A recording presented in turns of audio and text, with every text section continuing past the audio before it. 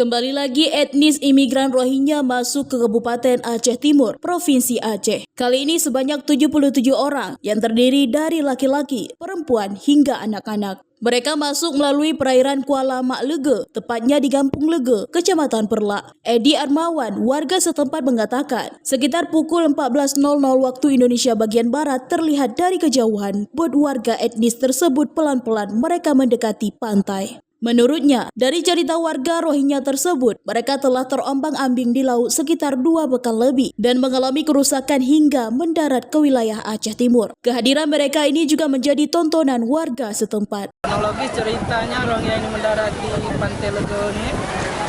Yang pertama sekitaran pukul 2 bang. Pertama bot mereka sudah mengarah ke Kuala Bekah atau land ke Idi.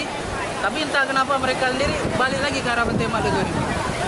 Jadi wawancara sama yang istilahnya tekombo tadi, katanya gerboknya rusak ataupun welnya patah lah, kira-kira gitu, ada kerusakan ya Pak. Makanya mereka sampai mendarat di sini Pak.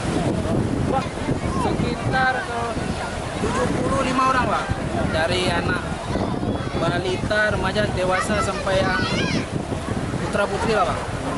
Ya sangat miris Pak waktu bila pertama seperti ada yang kelaparan, kehausan, seperti ada minta tolong karena dari cerita mereka udah lama terombang-ambing bang di tengah laut bang, sekitaran 2 mingguan lebih lah kira-kira.